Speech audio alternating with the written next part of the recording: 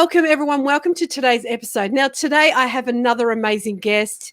I love doing these podcasts where people share their stories, women across the world sharing their stories about their breast cancer hero's journey. I call it because I believe we're all heroes on our own journey through breast cancer.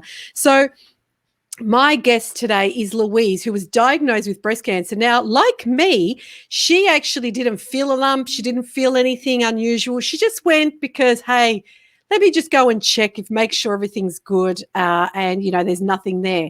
And that's what she did, and she was diagnosed with breast cancer. Now, the thing is, too, she also goes to say that she was experiencing limiting beliefs on herself, self-confidence. I believe she's found it all. I could see it. I could feel it. So there's so much more that I want to share with you about her, but I'm going to get her to share her story. So having said that, welcome, Louise.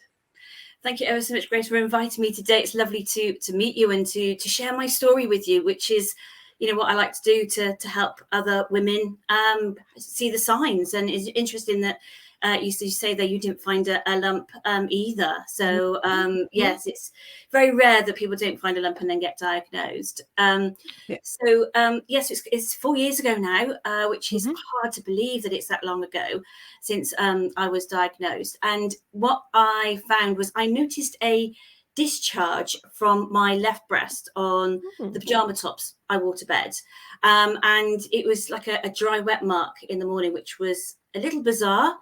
It happened a couple of times and I thought, I ought to just go and get this checked out, which I did. And I saw my GP. Well, it wasn't my particular GP. He was not well. So I saw another GP at my doctor's surgery. And she said to me she didn't think there was anything untoward. However, she'd get me referred to be on the safe side. So she examined both breasts and referred me to be on the safe side. A couple of weeks later, I had an appointment with a consultant and he examined me again. I actually took my mum along on this occasion, and which I have to say was quite bizarre, a strange man massaging my breasts. My mum's in the room. In front of mum. You. Yeah. It was that kind of playful giggle. You get that nervous sort of humour kind of thing. Yeah. And he examined me, said, I don't think there's anything untoward. He said it might be a blocked milk duct. However, I'll refer you for some tests to be on the safe side. So we'll do a mammogram and potentially an ultrasound. So I had a mammogram, which didn't hurt. That went okay. And then I had my ultrasound, and they did the ultrasound, and they said, "Oh, there's something here on your right breast. We need to do a biopsy." And I was like, "My right? It's my left that I've got a concern with." So bless him, they did the ultrasound all over again. Went, no, there's something there on your right. So they did a biopsy. And to be honest with you, I didn't think anything else of it. The consultant had said that it might be a blocked milk duct. Now, I haven't had children, but that's not unusual, he said, to have a blocked milk duct. And my mum and my sisters have had blocked milk duct, although they'd had children, my sisters. My mum had a cyst or something years ago, which they referred to like a shortened version called mouse. I don't know what the long name is, but because obviously a long medical name they refer to as mouse. Anyway, so my mum thought it might have been that. And so again, as we said, cancer wasn't even on our radar. I didn't even think about it. And literally the following week later, this would have been the 12th of June, I had a phone call to say, could you come in hospital? They'd had a cancellation. And I just thought, oh yeah, I'm local. They're just trying to get me out of the system quite quick. And so when I went in with my mum and we went through everything that happened so far with a different consultant, that's when they said that they'd found cancer in my right breast. And we were just shocked, as you can imagine. We were, the thought wasn't even on our radar. There had been no history of breast cancer in my family at all. Other cancers, my father had cancer, and his parents and his sister, but no breast cancer in our family at all. So it was a complete and utter shock, which I think anybody, even if they kind of have a concern, they're going to be shocked with. Absolutely. So Yeah, and they told me all the process that they were going to do. So the following week, they booked me in for a lumpectomy. And all I could think about on my way back to the car was what I was going to call it. I had this urge that I needed to call my breast cancer something, and I came up with the name Stan. So the week following, It's so good. everybody Yeah. that kind of who knew, and which was literally only a few people because it happened so quickly. So immediate family, close friends, and work colleagues, it was known as Stan, and that's how it was referred to. And then the following week, I had to go in and have my lumpectomy. Now, what they told me though was that they thought that my cancer was stage 2 and that it was 25 millimeters. However, when I got the results, which would have been like 3 weeks later after, 2 weeks after the lumpectomy, it was a lot bigger. It was actually stage 3 and it was 45 millimeters. Wow. So as soon as they opened me up, she said, as soon as I opened you up, I could see that it was a lot bigger than what we first thought. And you know, when you think that, and I didn't feel a lump, the GP didn't feel a lump, the consultant didn't feel a lump. We had a concern on my left, and the test, to be on the safe side, found it on my right, is quite remarkable, really. It's like it was a blessing in a way, you know. Absolutely. Yeah. How do you say it? You know, a crazy way, but it was like a blessing, because had you not had the problem with your left breast, you would not have thought about going anyway to get it done. So how old were you, if you don't mind me asking? At the time I was 44. Okay. Yeah, it was like I actually say it's like my left breast was going, woohoo, there's a problem with me right one, but it can't tell you. Yeah. Because to this day we don't know why there was a discharge coming from my left breast. It's a sign. It was just a sign, literally. Yeah. And it wasn't like it happened once. It happened a couple of times for me to go, oh, that's strange for me to go and refer myself. Yeah. Sorry, Do you believe that's a sign? Did you think, well, hang on a minute, you know, was there a moment that you thought, wow, hang on a minute, this is like a sign from someone or somewhere saying, hey, go and get this checked out? Because I'm not sure, what's the age there that you go and get a mammogram done by? 50 is when we start checking. Oh, okay. Sure. So yeah, a few years away. And because there's unless you've got a history of breast cancer in your family, then obviously you have that done earlier. But there is no history. So yeah, so it wasn't on a list to be checked out at all. Wow. So okay, so now you got diagnosed, you've done the lumpectomy, they've realized it's stage 3, and they're like, right, this is, where do we go from here? Absolutely. So because they removed 3 lymph nodes, and cancer was detected in 2 of those lymph nodes. So as I say, they found Cyril and Sydney partying out in my lymph nodes. I just named everything. I was like, I'm just good. I love it. I'm just gonna manage it my yeah.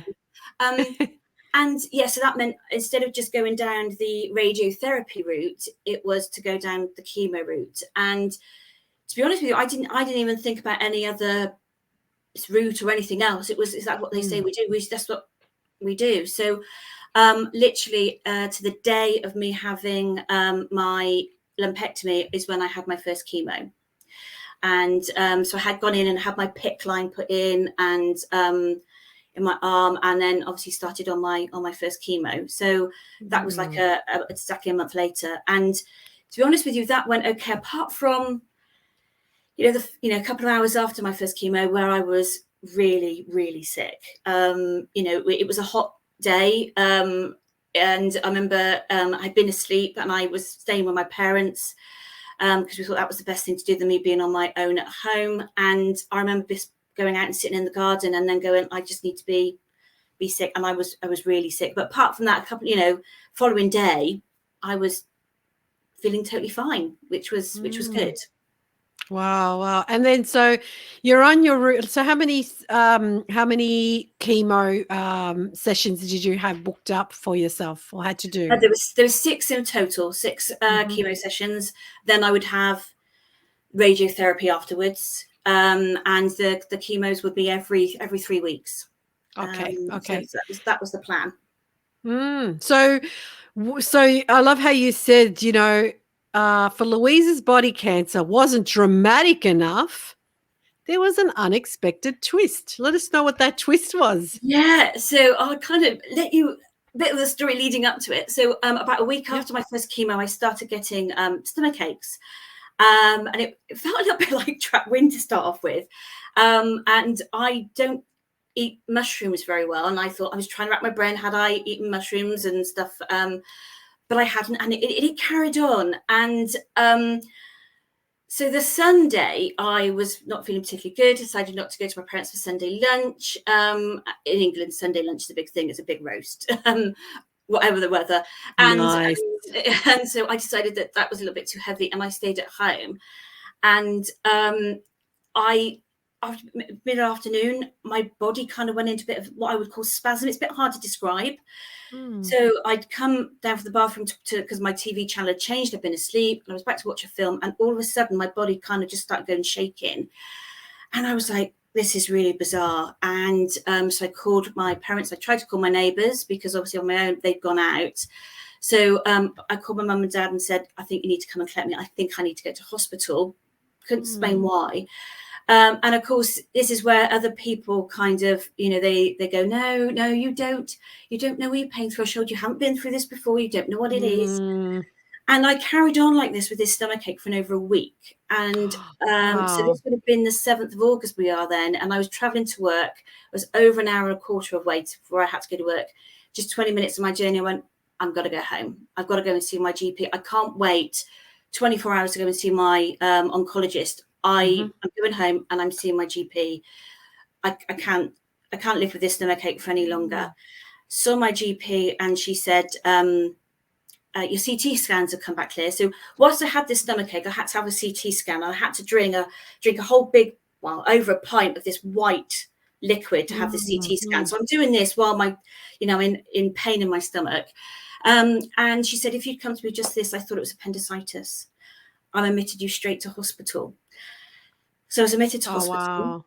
I had to have another CT scan. I saw the original consultant who obviously referred me for my tests. And I'll never to this day forget his words. He came back up and he just said, you are a very, very poorly young lady. You are not at all well. You've got appendicitis, but it's burst and it's all in an abscess, which is stuck to your bowel and your colon. Oh, wow. And if I don't operate in the next 24 hours, there is a danger that it could burst. And if it bursts, then you will have the biggest fight on your life because it will turn into sepsis. So he said, I'll try keyhole. And if not, I'm going to have to open you up. So bless him, he tried keyhole. As I say, I've got my belly dimples. And he had to do major emergency surgery. I've now got a scar from the top of my belly button to the top of my bikini line. So a 6-inch scar where he had to open me up and he removed some of my bowel and my colon. I was in intensive care. My hair is now falling out because of the chemo. I'm in intensive care for 48 hours, blood transfusion, hair's falling out. And I come out of intensive care the night before my 45th birthday. Wow. Like if being diagnosed with cancer wasn't enough, and this is what I say to people all the time, life does not stop. It will throw things at you, and it's how you take it. Now, the thing is, you couldn't say, well, time out, guys, time out on the appendix here. I know it's doing me damage, but I'm going to keep my chemo, do that, finish that off, and then start. You're now battling you're going through this journey with cancer, but then you're also now trying to heal your body, because while you're putting chemo in your body, you're trying to heal your body of something else. So yeah, absolutely. So and that was the operation literally was 3 days before my second chemo. Wow. So that is, so everything was put on hold. The following week, literally the following week after my operation, I called the nurse over and said, this isn't right. My stomach is absolutely raw red. It's very hot. They called the consultant up again. He said, you've got an infection in your wound. I'm going to have to open you up. So I'm now in, they don't take me back down to surgery. I'm now in the ward and they're reopening me up, and I've now got an open wound. So it's 5 centimeters long, 2 centimeters wide, and 1.5 centimeter deep, where there's an infection. Oh, wow. And in order to speed things along, because they want to be back onto the chemo as soon as possible, I've now got a vacuum pack. So they've now got this machine that is on my stomach, which is, extracting all the nasties that it can. It's, I'm now carrying around this machine, which is attached to me. So when it needs recharging sort of every 24 hours, whatever. So at night time, I'm then attached to the electricity, as well as having, all the tubes and everything still in me, down up my nose and everything. You know what it's like when you're in hospital after an operation. Yes. Don't need to dramatically say it. And so then I've got this vacuum pack on me as well, which the only British designer I could think of at the time was Stella. So it was called Stella because obviously it was in this little bag. So I was like, I've got my Stella McCartney bag. Just because Gotta love Stella. And, at which point my friend has come in to shave my head because, I had my hair cut. It was slightly longer than this and I had it cut. I wanted it all shaved, but I didn't have the energy to fight to turn around and say, no, shave it, when everybody else go, no, just cut it really short, because obviously with the stomach aches, I just didn't have the energy. So now I'm completely bald and this is happening. And I leave hospital literally a week later. So I'm at this point, 4 years ago, I'm still in hospital on the 16th of August. And I come home and I'm obviously at home with my parents because I'm having the district nurses, as they call them, coming in to change my wound every 2 days. And obviously I'm only allowed home because my parents live in a bungalow. I can't go home to my house because, one, I can't live on my own, and two, they've got to be cautious of me walking up and downstairs because obviously I've had to have physio to help me to walk again because I haven't walked for over a week and I've lost 2 stone in weight. I haven't eaten very much. So the vacuum pack was on me for literally a month, and I restarted my chemo the 29th of September. Always remember that date because it's McMillan Cancer Day over here. So it was very poignant and spooky. My surname is McMillan, which is all spooky within itself. But it's obviously spelled differently. But Macmillan's a cancer charity over here that do a lot. So I remember that being, because it's their charity days. They call it over here. So for 4 weeks, and then my cancer was delayed. There was 10 weeks between my first and my second cancer. It's a 7-week delay. Please tell me that's where it stops. Because honestly, it's apart from the burns from radiotherapy, which I think everyone was. Yeah, apart from that was the main bit sort of over with. So yeah. Wow. And the thing is too, it's okay. So like I always say, you're going through your you're trying to comprehend, you're trying to go, right, what's happening in my life? I've just been diagnosed. You're trying to sort of come to grips with that. Yeah. Then you're trying to come to grips with everything else that's happened to you. So psychologically, how did you get through that? Wow. Do you know what? It's really bizarre because literally 6 months before I was diagnosed with breast cancer, I was diagnosed with depression again and was put on medication. So 2017 had been all about rebuilding myself mentally again. And I suffered from depression and spiraled into depression a couple of times over the years, every few years. And I remember having a conversation with my mum that Christmas saying, I've got to make some changes in 2017. I didn't know what, I didn't know how, but I couldn't keep living like this. I couldn't keep spiraling every few years. My anxiety's taken over, me not managing them, and me, coming home from work and going straight to bed and withdrawing from everything that I enjoyed, because I was just numb in life.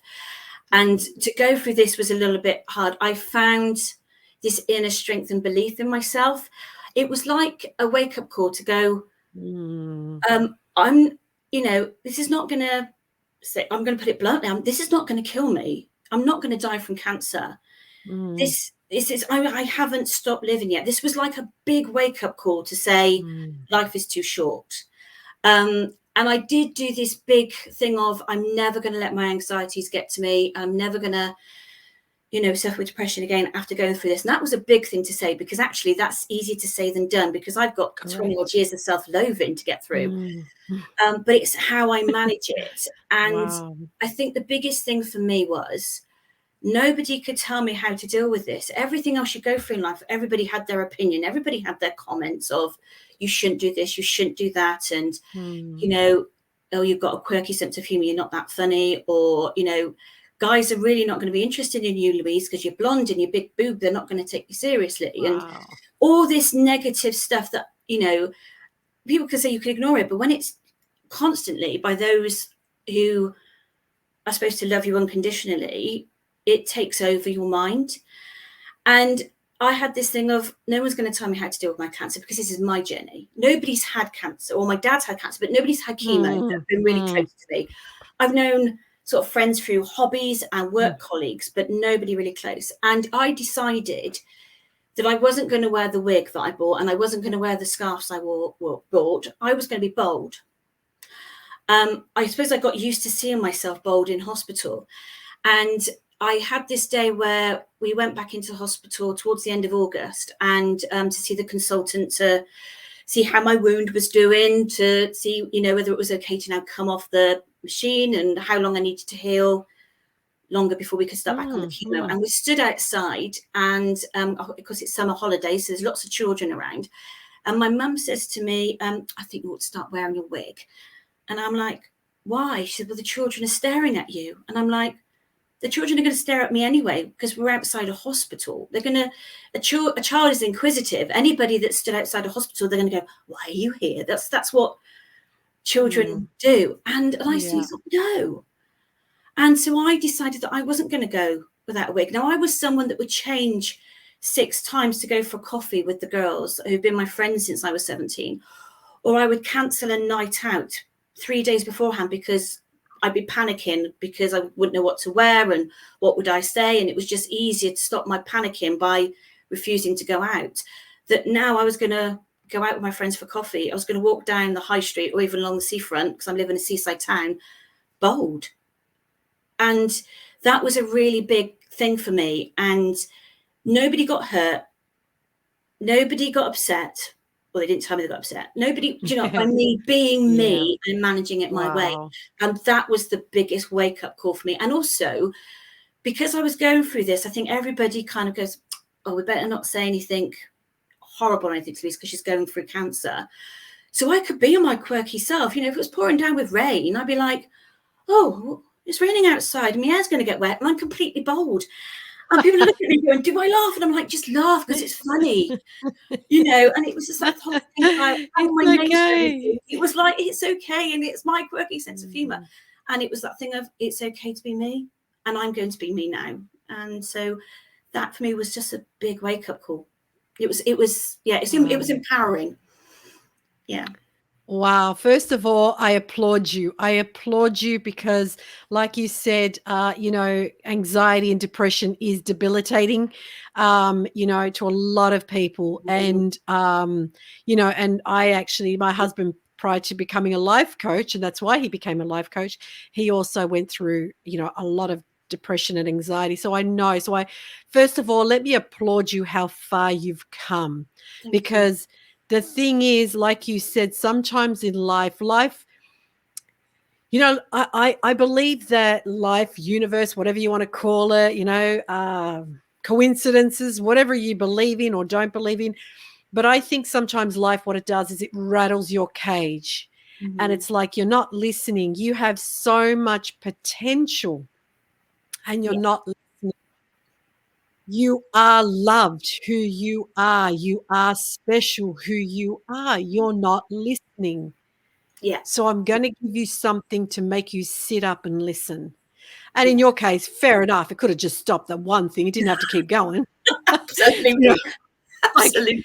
Oh my goodness, Louise. Wake up, Louise. Look what's happening. Yeah, it was a great big slap on the face, that was. Yeah, if that didn't wake you up, nothing was. But you know what I mean? It's just sometimes we don't realize that, oh, wow. It's just, the thing is, I have a sixth sense about people. and it's not saying I'm dead. It's the first thing that comes out of their mouth. I can already tell how the person is. And the moment you started this, you jumped on with me, bang. I would never, not because I read about how you had anxiety and all that, and now you're so confident.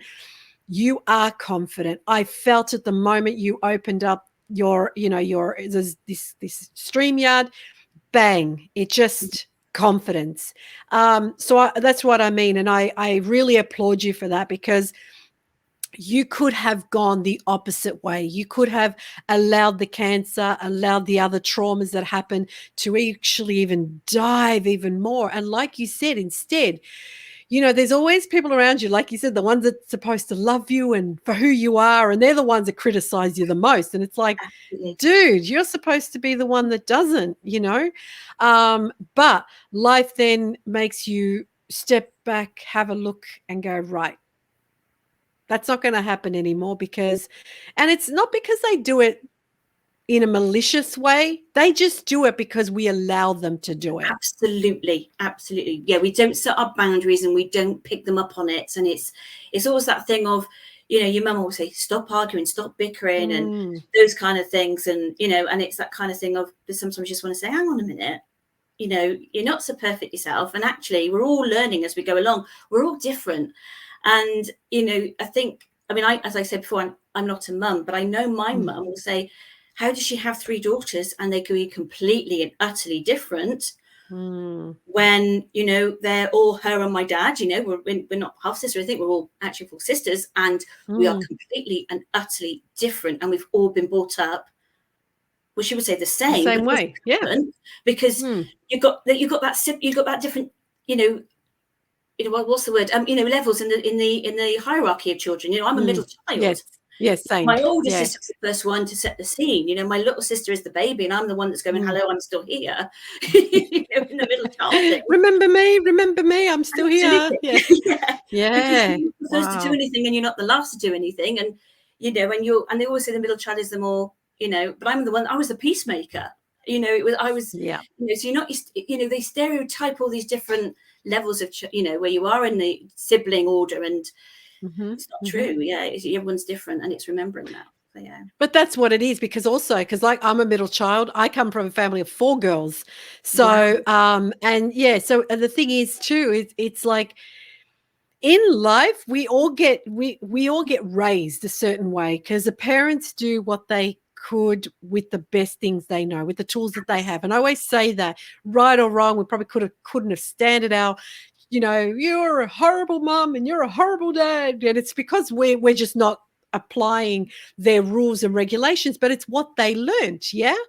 So all of a sudden, things happen in life that you change that blueprint, and that's why you're so different. I'm very different from my sisters as well. I'm not any special. I don't say, well, I am. Yeah, well, yeah, I am. Yeah, but I don't. We don't like them to know that. We know that. Exactly. When I think about it, I just think you guys are just crazy. I'm just the sane one. But sometimes, in life, everyone has their own characteristics, their own blueprint, and that's why we are so different. But of course, when you have come from a family of having that, of having sisters, I came growing up, they always used to think I was the eldest because I was always a bigger girl. It's like I used to say to my mum, what did you do? Give me all the leftovers, because I've got 3 sisters and they're all much skinnier than me. And I'm like, oh, well, gee, thanks, Mum. I got all the leftovers, but I now love myself so much that it's crazy. Like, it'll make anyone else sick how I could tell myself how much I love myself. But just going to that though, growing up, like you say, you're self-loathing and things like that. We're not blaming sisters and whatever. Yeah, but when you look back, you look at your siblings and think, well, I don't have what she has. I don't have, you start comparing, and then they start feeling like, I even got told, believe it or not, because I was much bigger than my sisters, my father would say, oh, Grace, why don't you give your clothes to your sisters as maternity clothes so then they can save money? Yeah. So, okay, gee, thanks, Dad. I was having a bad day before. Thanks, I'm having a worse one now. But, But you know what I'm saying? So growing up, society gives us already an image. We're supposed to be, married with the picket fence and the 2.5 kids and the husband and and then, so the thing is, you say that, so you say you've had 25 years of self-loathing, but you know what I mean? That was it though. It's finished. It stopped there. Back in 2017, it stopped for me anyway. Yeah. That I can see for you. But talk on that. Just like let us know what that means, because now do you believe, like you said before, which was great, how you said the cancer was mine. You can't tell me what to do. You could have told me how to wear my hair before, how to wear my clothes before, how to wear my makeup before, how to dress, how to talk, how to act. But hang on a minute, this is mine now. Now I'm in control of my life. Absolutely. I mean, it was that time when we now know that Sunday when my appendix burst, and I kept saying to go to hospital. I remember Mum going, "You don't know your own pain threshold." And it's that whole thing. Yes, of course, I've not given birth, so I don't know my own pain threshold. And I remember the guilt, because she's sharing the guilt that she had when she was there, and the doctor said, "You're a very, very poorly young lady. You're not at all well." The guilt that she had, that she should have listened to me. And he actually said, "You've got a high pain threshold." And I think that was the bit when I'm actually going, instead of me being dismissed from everything I would have said beforehand, I think for my mum and dad, they kind of stood up and kind of went, actually, we've kind of not dismissed Louise, but we haven't always listened to what she's always said about herself. And my mum will say, "You've handled it a lot better than I thought you would." And it's like, well, you don't know how you're going to handle anything until you've been in with this. And, I used to think years ago, I'd love to have been a mum, but I was always that conscious going, I don't think I'd be a good mum. I don't think I'll be able to. And I think it was that voices of me perceiving what other people around me would be saying to me as a mum, that I thought, I can't bring a child into this world. I didn't want to bring a child into this world that was going to go through anxiety and depression, because I actually thought there was something. Initially, I thought I was wired wrong, because I used to think that it was just me that thought this way. So that kind of used to be, until, of course, now we start talking more about mental health. We realise we're not alone. There's a lot of people that go through this, and absolutely. And it's that whole thing about that whole 25 years of self-loathing. It's not easy. I still have to remind myself now, because sometimes I could look in the mirror and my hair's back to where it was before, and you kind of look and you go in, did I actually go for what I went through? And then you've got the scars. I didn't have, I only had scars on my hand and a couple on my face beforehand, childhood scars. But now, you've got a scar on the side of my breast, and I've got a great big scar on my stomach going, yes, it happened. Yeah. I've got the scars to show and to remind me every day that it did happen. And I've been on this journey, and they, they're beautiful to remind me of what I've been through. Absolutely. If I'm not sure, I will, put my hands on my stomach and go, there's that scar there. Come on, remind yourself who you are now. And it's that reminder, because I never used to think I was good enough. I had a professional job. I was, my background was HR. I was professionally qualified. I had a good job. I had a lovely home that I got myself, but I never felt I was good enough. Never felt I was funny enough in my personal life and in professionally. And so therefore the anxieties used to rise, because even sometimes the most simplest thing, I was thinking, I'm going to stuff this up. It can't be this simple. I'm missing something. And that's where the self-loathing would have started.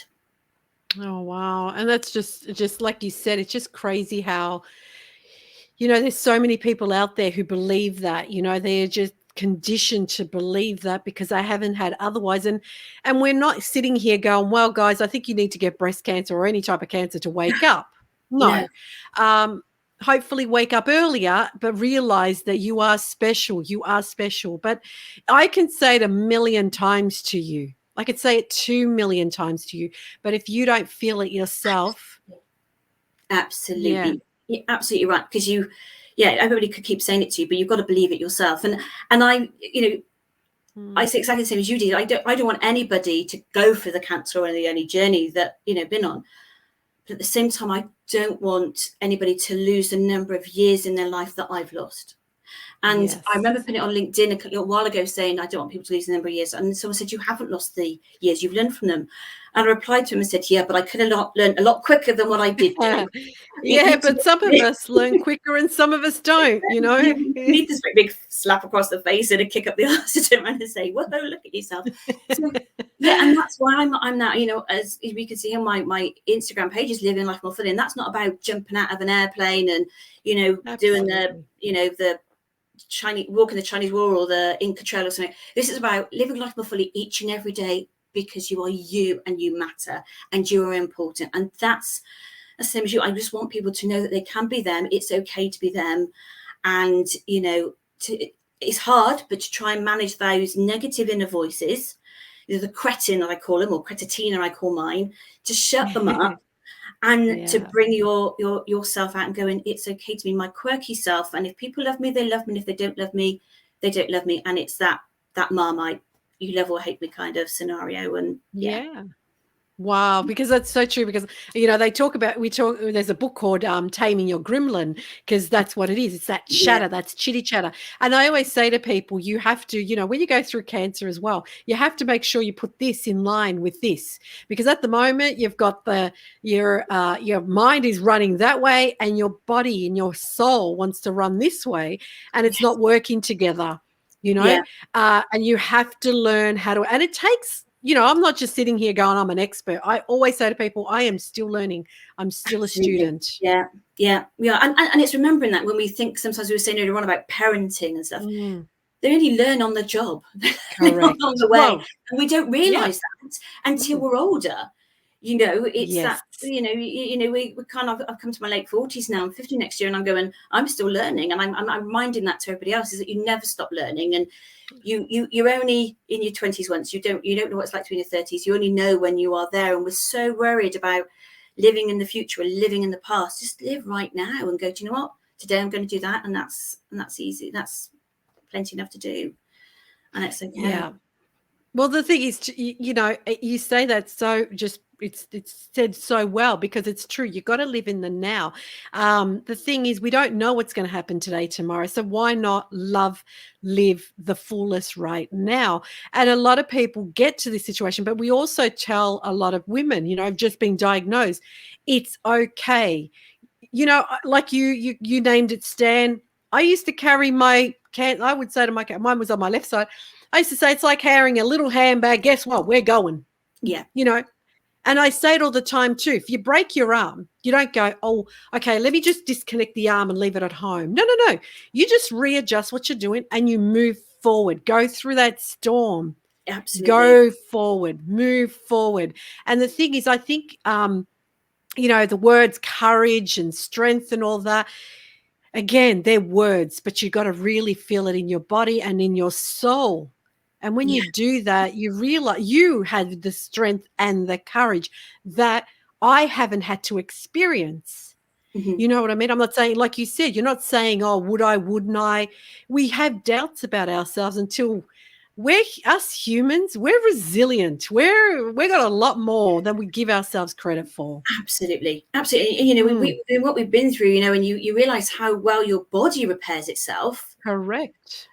Absolutely. So it's repairing your mind as well. And it's that thing of, you know, when you've got cancer, everybody can see it, because, you know, I'm walking around bald and, you know, everybody's sort of being friendly stuff, but you can't see that when you've got depression or anxiety. And Absolutely. I always say that my cancer journey was easier to get through than when I've been diagnosed with depression.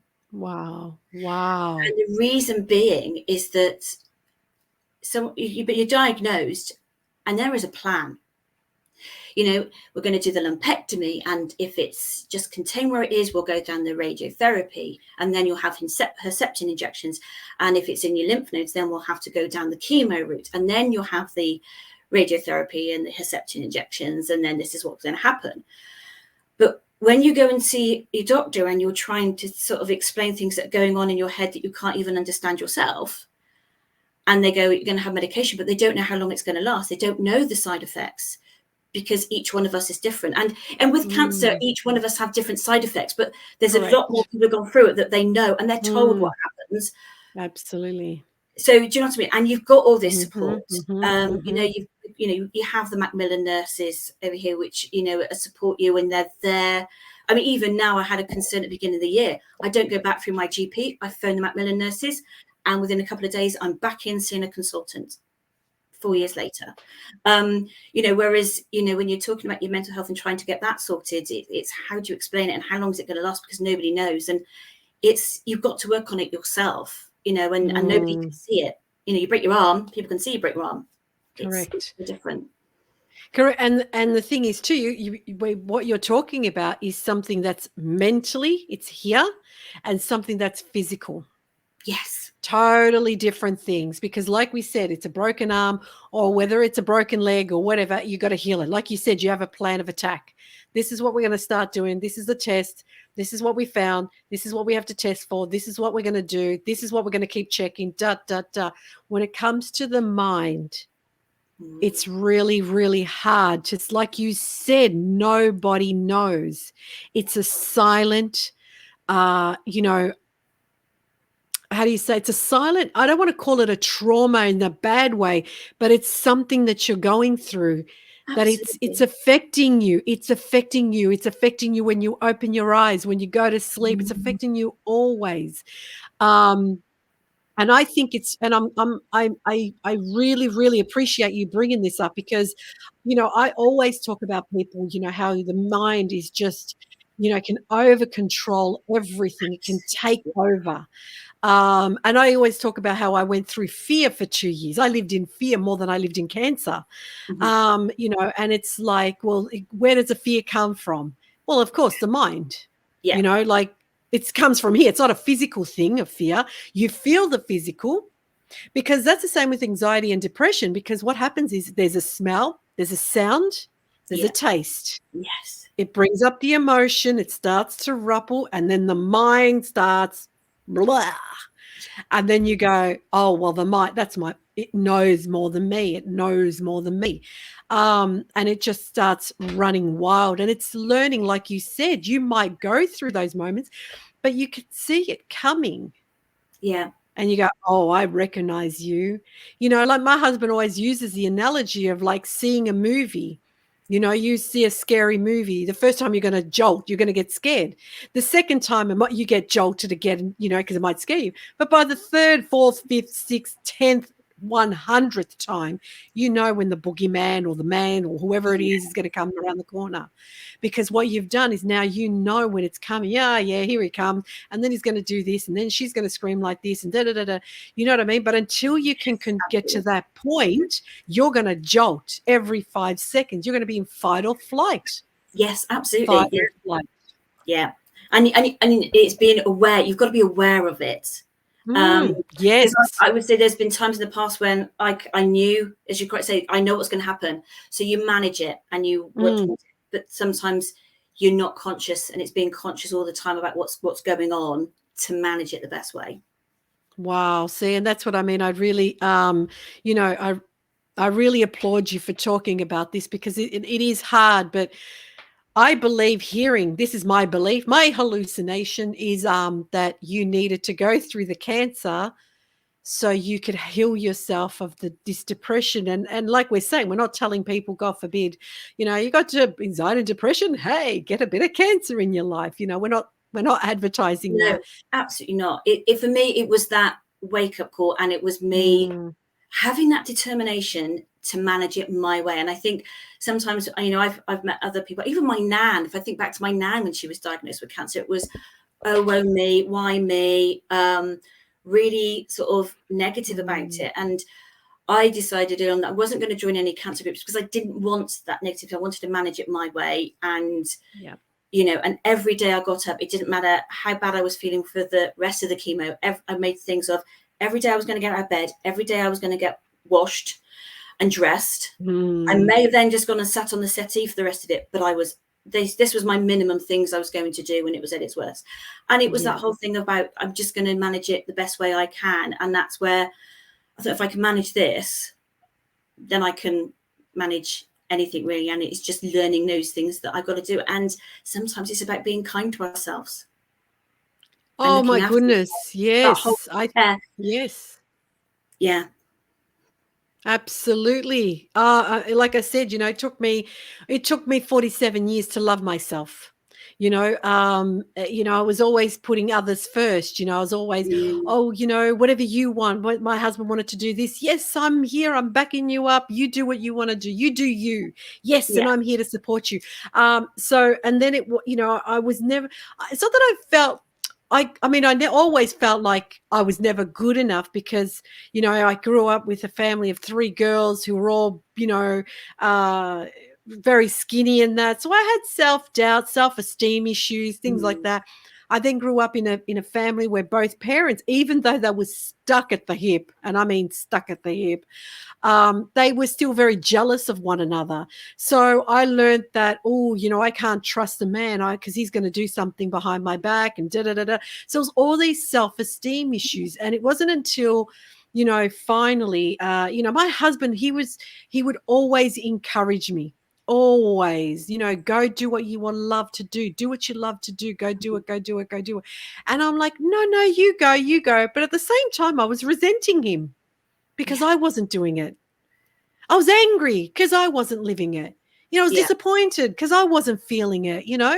But like you said, it was a good thing because, like me too, the one thing I say to people is my husband would open those curtains in the morning and go, suck, up you get, up you get. We're not Yeah. He allowed me to go in, but not to unpack my luggage. You want Yes. to have Yeah. a bit of a cry? Go for it. You want to have a bit of a scream? Go for it. He calls himself Teflon now because he says, whatever you, yeah, I'm Teflon, he says to me, because whatever you say, Grace, I'm Teflon. Of course, he's human. I've got to be careful as well because we do hurt the people we love the most. Yes. But at the same time, I had him as well, like you said, to, even though I just wanted to just crawl in bed and stay in there, he's like, nah, get up, shower, change. I don't care if you sit in front of the TV, but you're up. Yes. Things Yeah. like that, which is really, really important because, like I said, and part of what I've read and speaking to people is also the 7 stages of grief is what Mm. women go through too. The resentment, the anger, or the disbelief, whatever it is. I don't know the 7 off by Yeah. heart, Yeah. but you know what I mean? I think I went through all of them in the space of 5 minutes a day, I don't know, but there's also that you have to. So imagine what I'm trying to say is imagine someone who's already going through something already, and then you have that on top of it. And then, did you ever feel like, give me an effing break? Like, I'm just wondering. Yeah, I did. I remember when we got to sort of September, I was like, it's September now. Can I have not anything ever happened? No more. This is it. Because obviously June was diagnosed. July was told I had to go down chemo. August was the appendicitis. It was like September. Can we not have anything anymore? Can we just have this month as being like moving forward instead of anything else? So yeah, there was that time when I said I've had enough.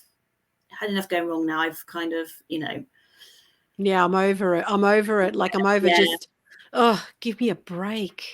Yeah. And like I always say to people, life does not stop. Life keeps moving, and it's the things are, you remind me of another lady I interviewed who went through some, like things as well. She was just bang, bang, bang, bang. And, and I just think, wow, life did not give you a break. Mm. And there's a reason. And the thing is, and it brings me to, what do you think, going through all of this, what do you think was your lesson? What was your biggest lesson going through all of this? I would do say that it's okay to be me. That was my biggest lesson. Yeah. And I think from what I found was that I am liked. I remember there was one day when I was in hospital, and I was just overwhelmed with the text messages that were coming through, the cards that had come through, because people had heard about the cancer, and then they'd heard about the appendicitis. And I had people messaging me that I hadn't worked with for 10 years and probably hadn't seen for 10 years. They'd heard about it. And I actually remember saying to my mum, was overwhelmed, going, I'm actually liked. And that, I think, was the biggest lesson for me, was the fact that I am liked and it's okay to be me. you know, everybody can have their opinion, but it's my life. I'm only here once, and I've got to live it the way that I want to live it.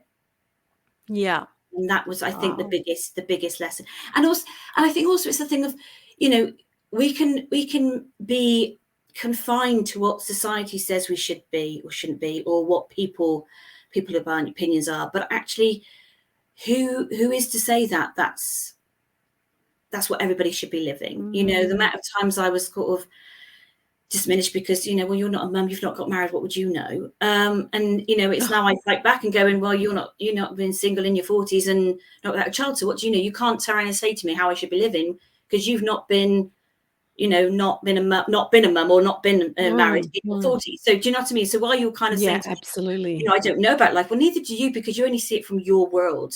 You only need to see it from the way you see things and the way that you've been, your experiences in life. That's the only way that you see things, which is true for me. I only see things the way that I've experienced. That doesn't mean I'm right. It doesn't mean I'm wrong. It doesn't mean you know, it's my own vision. And I now, when there's debates going on, sometimes I just switch off because I'm thinking I'm just not going to debate things. Life's too short to get all het up or anything. It's just let people just live their life as they want to. You know, I was chatting to my sister the other day because she laughed at my niece because she doesn't tie her shoelaces properly. Now, I've never tied my shoelaces properly. And what I mean by that is I do 2 loops and then tie the loops together, where instead of you're supposed to do the 1 loop and then you do the bit around the circle and go through. But who was it who said that was the right way to tie your shoelaces? Exactly. You know, why is it that you do it another way and you're criticised for doing it that way because it's not the proper? Who said that? Who made them sort of, you know, the chief? Yeah, the shoelace chief. Tie upper. Yeah, you know, yeah, and it's like, absolutely. but that's that. My granddad did that. I've done that. You know, my niece and 2 nephews do that. It's not wrong. It's just the way we do it. It's like 9. It's like 4 + 5 is 9, but so 6 + 3. Same outcome, different way of getting it. And that's the thing I think is, I think I'm stronger. I mean, I know I'm stronger. I'm stronger. And I think people also see me differently than they did before, which I think helps. It's hard. I think sometimes they go back. They want to go back because they knew, in their opinion, where I were. They knew where Louise McMillan was before cancer, and that was safe for them. Whereas this new Louise McMillan, they're still not sure because she will say things and she will pick up, not nastily. I will say, I'm sorry, that's your opinion. You're entitled to your opinion, but actually that's not right for me. And that's not, you know, if you can't encourage me and support me, you have your view, that's okay. But if I don't choose to come and talk to you anymore about it, that's my choice. Absolutely. Absolutely. That is just so beautiful how you said that, because what I see is you are what I call your authentic self. Yeah. That's who you are. You're your authentic self. It's who we were created to be. Like we said, we stacked up things from childhood. We stacked up more and more and more and more, thinking if we were like this, we did this, we said that, you know, we look like that, we would be loved. Because it comes down, there's the 2 biggest fears in life is public speaking and lack of love. In people, they're the 2 biggest. So it's lack of love. Everything comes down to love. I don't feel loved. So then to feel loved, we go through, you know, like one of my mentors talks about, like there's the 6 human needs. And then, you know, certainty comes in, you know, to feel certainty or uncertainty. So I need to do this. You know what I mean? And before you know it, you're building this thing that you're not. So the moment, like you say, like I did, I went, oh, hang on a minute. That's not me. This is me now. And like you said, it doesn't mean that you go and you just like, you know, the old Grace could incinerate a person before they even open their mouth. I would just destroy them. But the new Grace, I mean, I've still got my little blowtorch. I just put it on really low, you know, and I keep it on. It's just there in the background just in case. That's still you. It's still Exactly. But what I learned to say no, but with love. I've learned to say, I don't want this, come from a good place. I've learned, because the thing is, our words could be so, you know, it could destroy someone as well. So you have to be careful when you say things. But of course, if it doesn't feel right here, No. Yeah. I think a lot of cancer patients have learnt the word no. Yeah. Yeah, I think you're right. Yeah. I have. Yeah. No. Because like you said, you've been given a chance. Mm. Yeah. You've lost. You were 45, did you say, when you were diagnosed? No, Well, you 44. were. I was 45 when I was in hospital. So yes, I was 44 actually when I was diagnosed. Yeah. Okay, so for 44 years, you missed out on something. I'm not saying all of life. I'm not saying that, because there's beautiful moments in it. But for Absolutely. 45 years, it's enough. That's Yes, enough. absolutely. Yeah. Yeah. Wow. Oh my God. Like seriously, I just love the fact that I can see the change. I can hear the change. And the thing is, now you can actually go forward. Your mess, like I say to people, is your message. So Yeah. now you can go forward. Like you said, I believe in life, and it's not really, it has nothing to do with religion, but I believe in life. We are here to serve others. We're being Absolutely. put on this earth to serve one another. And the moment you're able to help others, you get happiness in return. So what makes you happy? What will make, like, people go, oh, I want to be happy. I want to be happy. I want to be happy. Well, what do you mean? Some Absolutely. people have got the 2.5 kids, the picket fence, the husband, the car, the glamour, the glitz and everything, and miserable. Absolutely. And that's what I always say to people: define what that word means to you. Yeah. It's any word at all. Mm, When you talk about it, what does that word mean to you? And we can look it up in a dictionary. It's like resilience, vulnerability, hope, love, as you mm, say, happy. We can all look at what those words mean, but actually, what do they mean to you and your absolutely. definition of them? It's like success. Mm, I really struggled in my 30s. My mum would, and this is innocence with her. My mum would go mm, and she'd talk to her friends. She said, oh, you talk about, well, my older sister, got a job and children and blah, blah, blah. And she said a similar thing about my sister when they work in Louise. She's just a career girl. And it's mm. that 4-letter word, just. Wow. And I'm not Yes. just anything. And it's that thing of, hold on a minute. Correct. I might have a career, but what about the house? What about the fact that I run a girl guide unit and have 35 guides? Mm, At the time, you miss that bit mm, out. You miss the fact that I've got a really good group of friends, that I've had for a long, long time, that are my friends. They're not like my sisters where they're friends because of their other half, mm, but of mm. course I don't see that. I just see that word just, and it's like, well, I'm not good enough Yeah. because Well, I'm just a career girl. see, but the thing is, see again, it's not that you're blaming your mother here. It's what they know. They're the tools, because in life, in her days, had you Absolutely. not had the children, had you not had the husband, had you not had working, you're a spinster, you're not good enough. No one's ever going to love you. So it was all of that. It's all of that propaganda, you Absolutely. know? And just for me to buy my own house, the challenge I had to go through. When my mum said to me, oh, your dad's told me to stop encouraging you. And the fact that I had to sit down and people go, what do you mean I had to sit down and say to my dad, this is happening. Come with me. Come Wow. with me to to talk to the mortgage people. I won't buy a house unless your mum has seen it. Mm, And that was their fear. And of course, it was that thing of even my granddad saying, what do you mean Louise is going to buy a house? Women don't buy houses on their own. It was that kind of, that whole generation thing of, and yeah. it's like, well, no, this is what I'm going to do. And so you're kind of managing that as well. And it's not their fault. No. It's just what society and what generations have been told. I think we are, I would say now you and I, our generation, we're the ones that got to break the mold. And Absolutely. just, it's Absolutely. okay. It's okay. This is what society might have said, but actually society now should be saying, do what you want. It's your life within reason. Don't Absolutely. break the Of law. You course. don't hurt other Yeah. people. Obviously, Yeah. that goes without Mhm. saying, but it's that thing of just live your life fully as you want to live it. Absolutely, because there's always that story of a great grandchild who's making a meatloaf, and she's putting all the ingredients in, and she's rolling it up, and she chops the sides, and she's, it was from generation, from her grandmother. She would roll the meat up, chop the sides. Her mother would do it, chop the sides, and then it gets to the point, it was like, well, hang on a minute. So why am I making this meatloaf and then chopping the sides? Well, it's because your great grandmother had a smaller pan. But see, yeah. you get what but they still cut the sides thinking it was part of the process of cooking this meatloaf.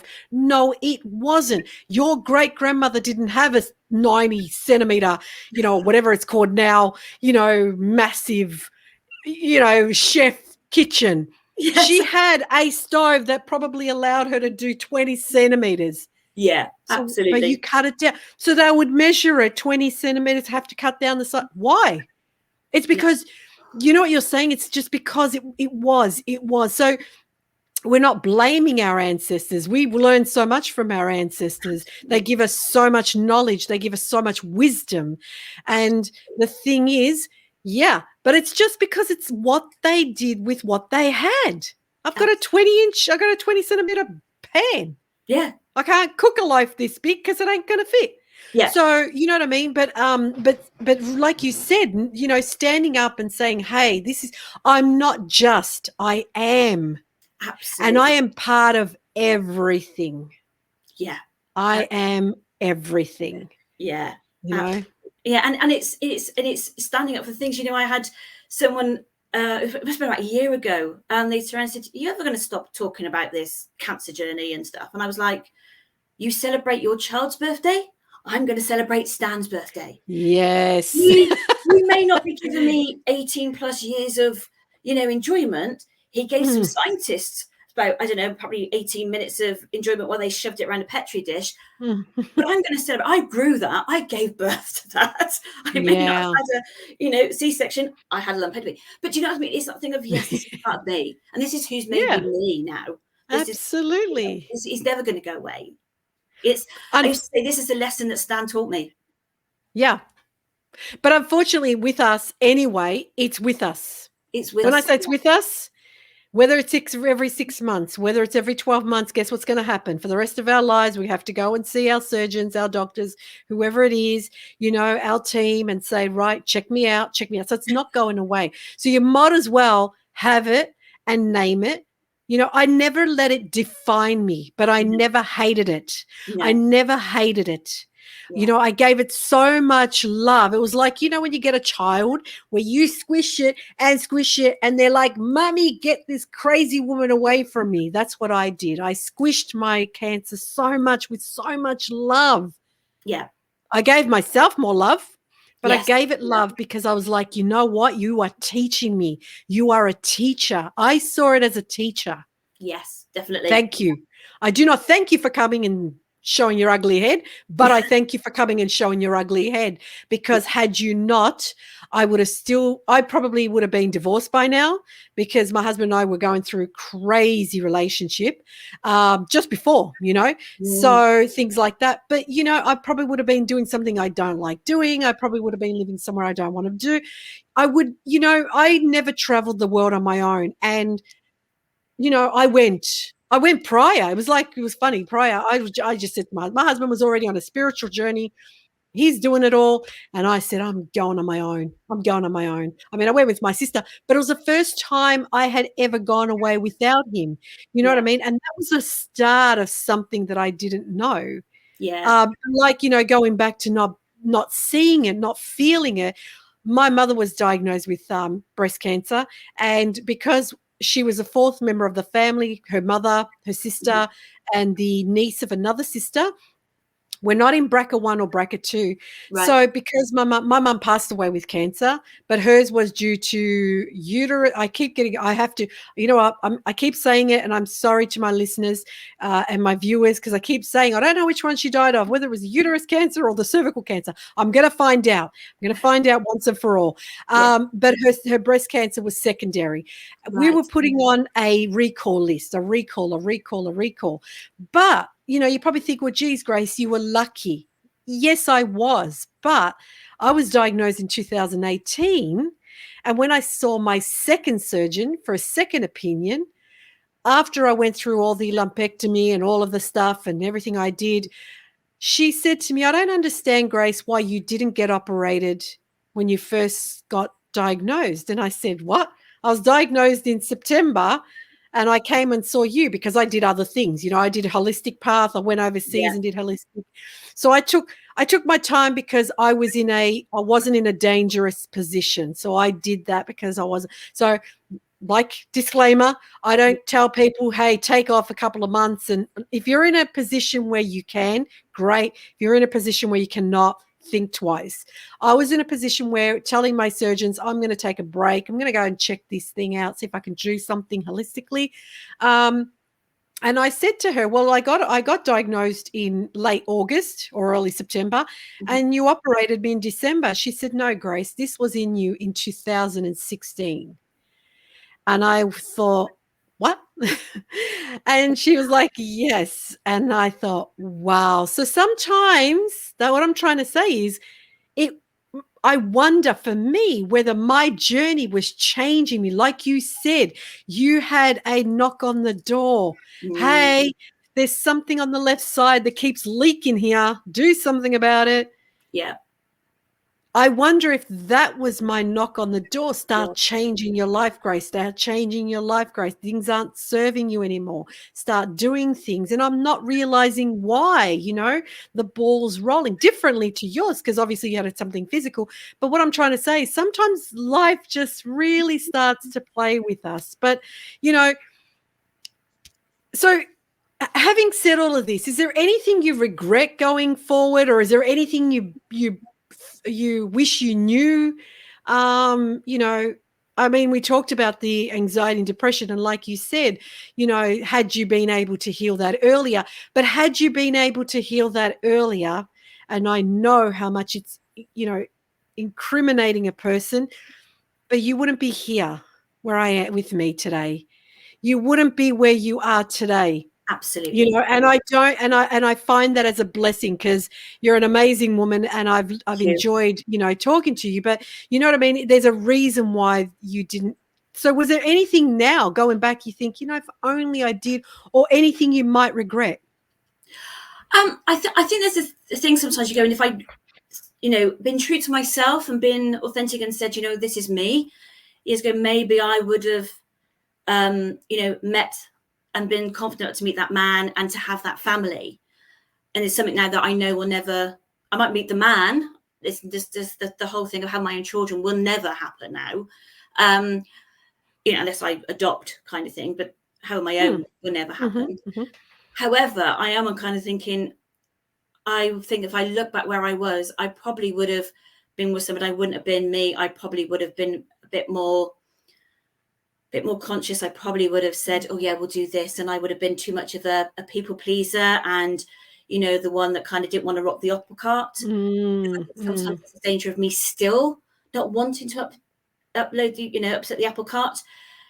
But I think I do it now in a different way, where I'm kind of, I get people to see a little bit broader. My dad always says to me, you're always batting for the other person, or, pushing the other person forward. And I went, because it's the bigger picture, Dad. You only see from what you see. That's not wrong, but you've got to see the bigger picture. And I think I could do that now, whereas years ago I probably wouldn't have done. So even if I'd sorted myself out, I still probably wouldn't have wanted to upset the apple cart. Does that make sense? Yeah, it does. Absolutely. Whereas now I'm quite, determined going, this is, it's that whole thing of, I used to say to people, if I get married, I didn't want to change my surname. And, that's like, oh no, when a woman gets married, she has to change her surname. And I'm thinking probably I would have compromised. Whereas now I'm going, do you know what? No, I'm not. And if we got married, it's fine for us to have our own names, because there's no children that's going to be affected. It's a different story. But why, again, I go back into society. Why should a woman have to change her surname?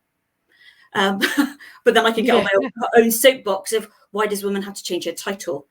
A man is a Mr. and he's Mr. and he's a Mr. Why does women have to be a Miss, Mrs. or Ms? But that's my own soapbox. It is that kind of thing of, I can only change the world so much. Yeah, but that's your belief, and it's okay. Absolutely. It's okay. And we'll say that. And I've had a friend say to me, well, when you love somebody enough, she said, you'll change your name. I said, if I love somebody, if I didn't love them, I wouldn't be marrying them. It's like, and I'm not criticizing because you did change your surname. That's fine. That was what you chose to do. But yeah. So, well, look, I changed my surname, and it's not because I want, I must. I actually, if anything, I always talk about this, and this is a true story. The word "the angels of" is actually my surname. in Italian. De angeli means the angels of. Wow. Yeah. So I took my husband's surname, whether he liked it or not, before I even married him. What I mean by that is I put it as a business Right. because you know what I mean? So I took on his surname because I was like, oh, I love the angels of grace. One Yeah. day I can explain to people, how did you get the name the angels of grace? Well, the angels of actually means De Angeli in Italian. Yeah. Because De Angeli is saying the angels of, the angels are, or something like that. So you know what I mean? But I totally understand. I don't have children myself, and that's a decision my husband and I made. I've known my husband 20 years, so that's a Mhm. decision we made. And yes, you get societies like, oh, you know, you should have had kids. Yeah, you know what? I should have had a lot of things, but I didn't. Yeah, I should have I had the didn't. LD, and I should have had the mansion, Yeah, and I should correct, have had the correct. size 8 figure and whatever. And yeah, I should have had curly hair. I didn't. Yeah. Yeah, well, that's it, you know. So, and things like that. And it's true because, like you said, and you probably needed to be where you are now to get through, like you said, to get through what you had to get through. Because had you not, you know what I mean, things could have been different. Like you said, you would have still been the yes, yes, sir, no, sir, Yeah. and that could have caused other issues. Yeah, absolutely. Absolutely. Yeah. You would have Yeah. been miserable. You would have been in a relationship. Whereas now you do not take life for granted. That's You right. do not take anyone for granted. There's a difference now. And it's hard for people who haven't had something dramatic happen in their Yeah, lives to realize that you look at things differently, you know? absolutely.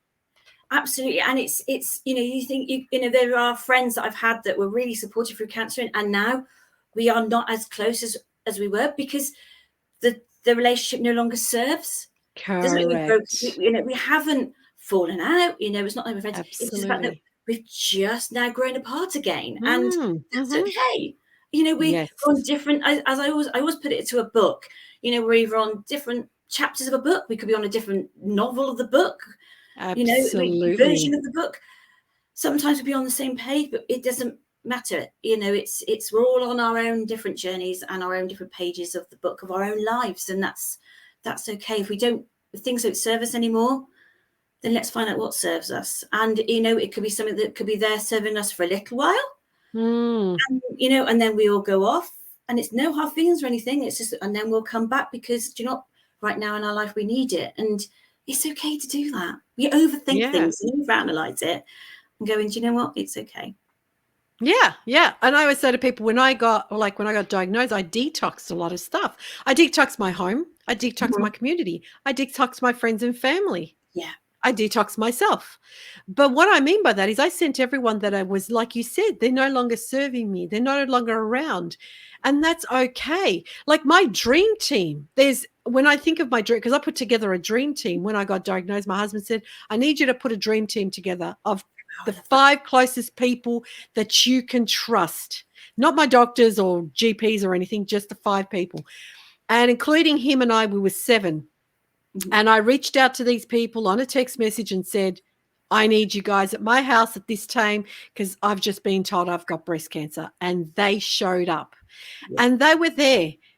When I think of all of the people besides my husband and me, there's one person who's still around, and that's okay.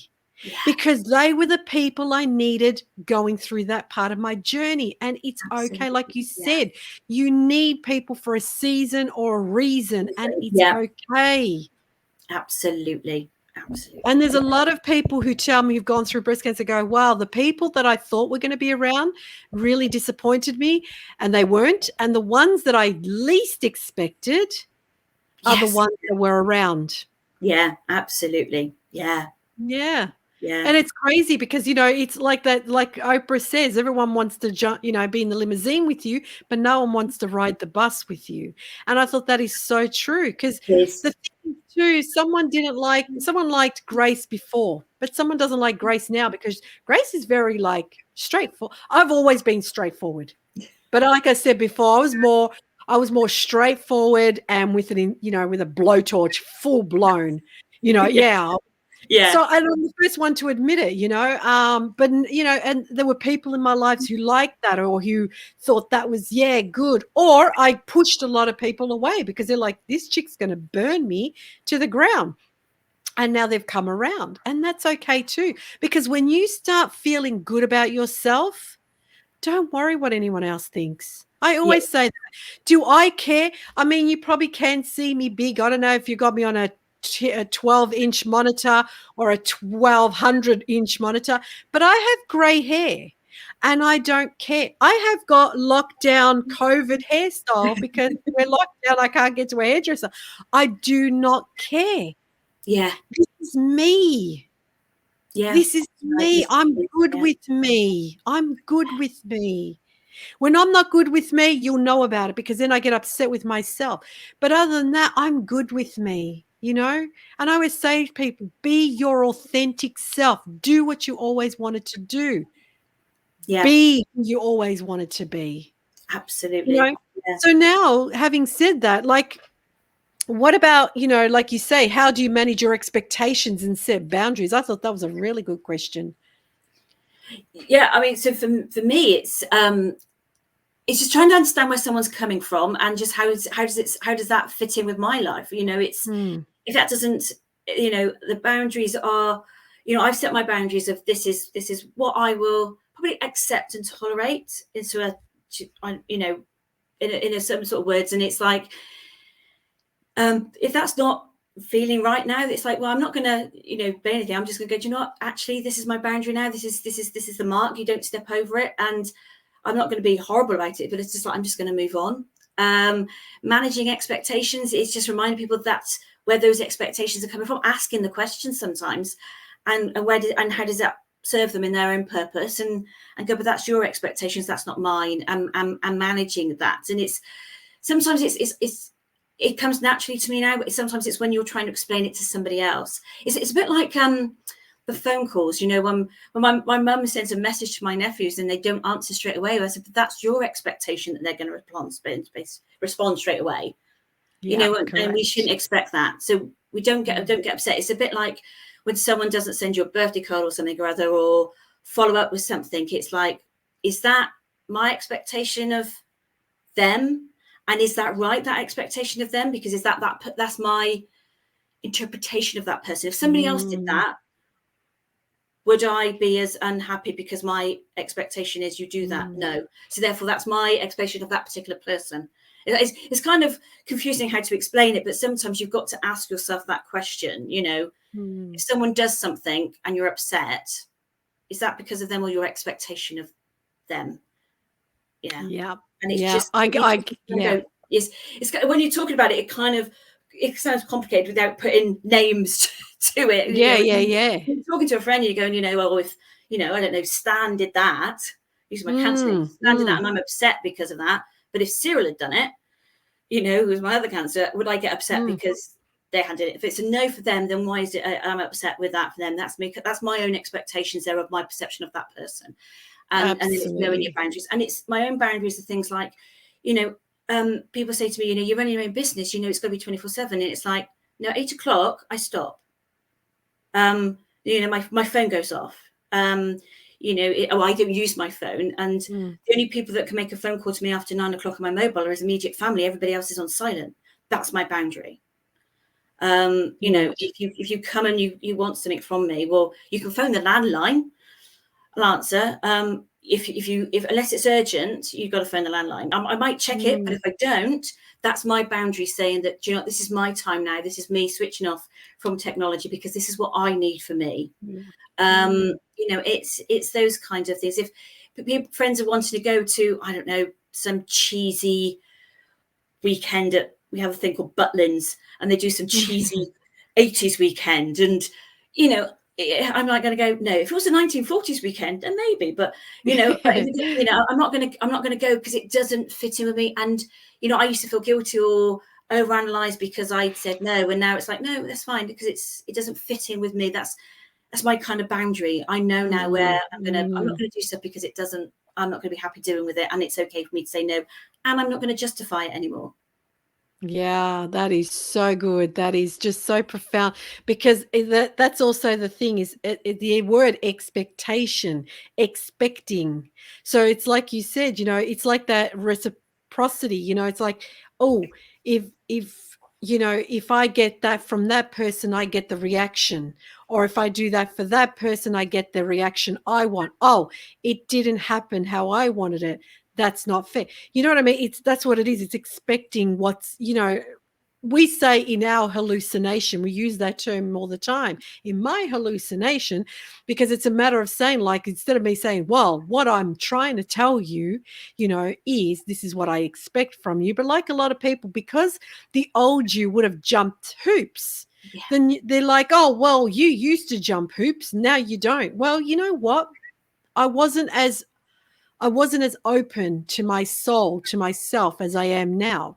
Yeah, You know? absolutely. Yeah, absolutely. It is there's a whole thing about choose what chooses to nourish me rather than deplete me, which I think is an absolute brilliant phrase that a friend of mine, Absolutely. actually a friend I've got since my cancer journey, someone that's I've met. And I think the minute we met each other, we kind of gone, this person's going to be a real big impact in my life, and is. And there's a couple of people like that I think if I hadn't gone for this cancer journey, I would never have met these fantastic people.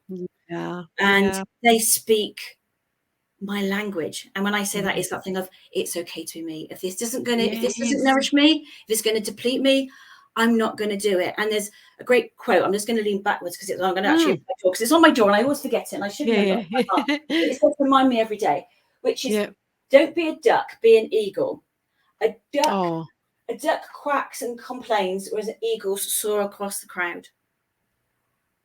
And amen, that's sister. so it's like, you can be with everybody else in the water, or you could be that eagle that's usually on their own and just soaring above everybody else. And that's when my friend shared that, my new friend Leanne shared that with me. It was so profound. I was like, yes, I get it. And that's exactly, we're not trying to say to people I am better than you. No. I'm being the best version of what I was yesterday of myself. Absolutely. I have myself to better. Absolutely. And it's all that growth and all that, things, I had a friend said, we're always developing yourself. We're doing some kind of training course or something like that, even after I got my professional qualifications, I did my sign language, and I, was doing this and that. And, she said, we're always doing something. She said, I used to admire that because you didn't ever stop, although I didn't get it. She said, but now I understand it. It's that whole thing about you just growing all the time. You weren't going to conform, you were going to do what you wanted to do. She said, and it's now you allow yourself to say, I'm doing this, whereas you would have kept it to yourself. Yeah, yeah. You wouldn't share it because the thought of someone judging you over it. Now it's like, oh well, that's what I'm going to do, and that's what I always say in all my podcasts: is live the life you've always wanted to live. Don't wait. Yeah, absolutely. And I'm doing this. I've just set up this new challenge for myself because I'm 50 next August, so I'm doing this 50 to 50 challenge. So I've got a list of 60 things. So I've got to do 50 of them before I turn 50. Beautiful. Wow. Nice. And I hope once to come to Australia. Well, COVID might have a bit of a problem with that. But if I book it, I said I've got to go to Italy. So Italy's on that, but I've got to book the trip to Italy. But there's things like walking up Snowdon, which is the highest mountain in Wales. Wow. Things I've always wanted to do. And there's other things such as I'm going to knit. I'm a knitter. I'm going to knit a blanket, and then I'm going to raffle it off for charity. Those kind of little things. So there's lots of different things in there. And I remember saying to a friend, she went, don't overdo it. She said, you always, she says, is that going to be achievable? And I remember afterwards going thinking, this is where you have people going, oh, you can't do that, because that's their own belief. Whereas I'm going, this is where now I've got the people going, oh, that's brilliant. That's great. What can I do to help you? And I'm thinking, if you actually know me, you'll know I've already got a spreadsheet with the months along the top and the list down the side, and it's already planned in. If you know me, I've already done that. Yes, see? because I'm going to achieve it. I've spoke to my nephew about going up to see him. He's in North Yorkshire, which is probably about 5-hour drive away, which is, and I've already said, right, I want to do this, and this when I come see you in Yorkshire next year, which includes walking the 3 Yorkshire peaks, which are going to take 14 hours. And he's like, yeah, okay, that's already booked in. And, you know, so it's, if you don't plan these things, they're not going to happen. But this is a challenge I've set myself, and I'm really excited about it. And yeah, I would have just normally gone, yeah, I won't achieve all that. But now I'm like, it's going to happen. You've got to find this energy and go, this is going to nourish me, and I'm going to learn so much from doing this. And there's people that can join me along this journey. You know, I'm going to do the summer solstice at Stonehenge. Oh, wow. I've always wanted to do it. My friend Emma and I have been talking about it last couple of years, and I messaged her and she said, let's do it. So we're going to do it. You know, it's let's get it done. Wow. Yeah. And I love it because I always talk about people, because people, you know, and I talk about it because it was something I stopped myself from doing. I wouldn't book anything in advance because I'd be afraid, you know. So I say to people, make goals, whether it's a week, every day, a week, every month, every year, 2 years, 5 years, whatever it is. So, you know, and I think that's a beautiful thing for you to say, like, hey, I'm going to do this 50 things by 50 or after 50. I just turned 50 myself. I didn't have that, but yeah, you know what I mean? But I think it's a brilliant idea. I really do. But what is, you know, before we, you know, wrap up, what is Louise doing? What is she doing other than being her authentic self? What are you up to these days? Where do people find you? So you can find me on Instagram, and I noticed you've got my link below. I'm also on LinkedIn. I do have a Facebook group, Facebook page, but I don't use Facebook as much. Again, this is me setting my boundary. I've not been a real lover of Facebook. So this is where I've kind of gone, actually, this is my boundary here, but I'm always all over LinkedIn and Instagram. They're my preferred choices. I've moved away from HR. You know, I think I've been in HR because I always wanted to help people, and HR hasn't always given me that opportunity to help people how I'd like. And this is what I want to do. I go out and I talk to groups. I talk to businesses about my journey with mental health and the tools and the tips I now use to manage that. Didn't tell you about my kitchen timer, but I have a little thing I do on my kitchen timer to help manage my mental health. So, you know, I go out and talk to them and share my experiences and get people talking, and little things resonate with people, which is great. And then I help people one-to-one, and it's all about them being happy within themselves, living life more fully on their terms. Who are they? What is it they've always wanted to be? And, you know, and how can they on their own? You know, and I'm not telling them, I don't tell them what to do. I'm reminding them of who it is they are, and then saying what goals it is you're going to do to be and achieve who you are as yourself. And, you know, and that's what I do. I enable them, I support them. I'm their own cheerleader, you know. And if they want to say to me, oh my God, I've just made this phone call today and I was really nervous, tell me, because I'm there going woohoo behind you and saying you can do this. And it's been that support and, you know, letting people be who they want to be. And that's who I'm doing. That's who I am now. I'm encouraging people to be who they want to be, and not lose those years. Please don't lose those years that I lost. You know, that's it. And people need people like you. Thank you. You are needed. You are needed. I'm not sure if I've taken up too much of your time, and I hope I haven't, but I've really, really appreciated having you on. I know I will be here to support you. If there's anything you want me to let people know, I will definitely love to share that. I've got all your websites, your LinkedIn and Instagram. But before we go, is there anything else you wanted to share or let us know or tell us? I don't think so. I think the thing to remember is that things don't go away. Like cancer, as we were saying, you know, we have our yearly, you know, mammograms, and it, you know, it doesn't go away. There's always that thought that it could come back. And I think that's this thing with mental health, is that although I said I wasn't going back, I have had experiences since cancer where I've had to be very mindful and had to talk to my doctor, and, you know, because I didn't sort of be conscious of myself. I let things override. So it's a lesson I have to learn. But sometimes people just want to be heard. They don't want you to tell them what to do or what to do. They just want to be heard. And my encouragement is just to listen to people. Just listen to what people say. Don't pass judgment. Don't tell them what to do. Seek to understand, listen and ask them, what can they do? What can you do to help? More times out of 10, they've gone, you've helped me already because you've listened. They just want to get things out of this head. Yes. And that would be my passing thing, is just listen to people and just, don't part knowledge, just listen and help what they want you to help with. And I love that. That's why we always say, that's why creation, God's given us 2 ears and 1 mouth.